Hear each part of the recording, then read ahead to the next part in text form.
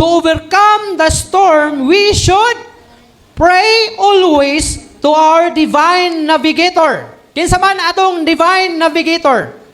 Si Jesus Christ. Nga diin, maoy ato ang sangpiton sa panahon nga dunay bagyo nga atong masinati. So, imbes na mudangop ka sa nagnalaing gitanyag sa kalibutan na kuno makatabang sa imo, why not mag-pray ka sa Ginoo?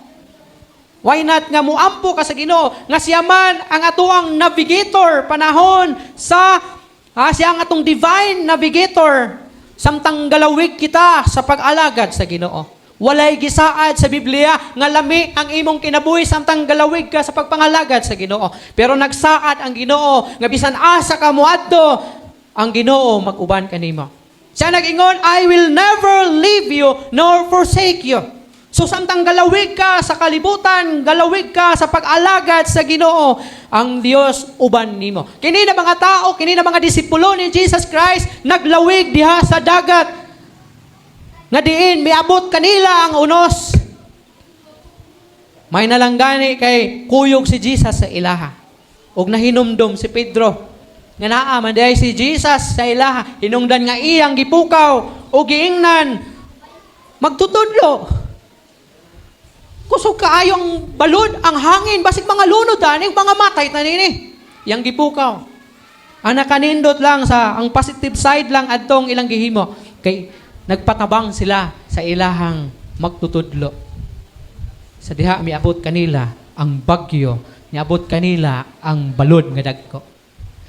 Kita samtang galawig ta sa pagpangalagad sa Ginoo, uban si Jesus sa tuwa. Ang problema lang sa tuwa, dili ta kabalo musangpit sa kauban nato panahon sa bagyo nga si Jesus Christ. Si Jesus Christ na nag-ingon, I will never leave you nor forsake you. Pray always to our divine navigator. In 1 Thessalonians 16, 16, and down to 18. Unsa may gingon? 1 Thessalonians 5, 16 to 17. Ingon, 18. Ingon niya, saan naman eh?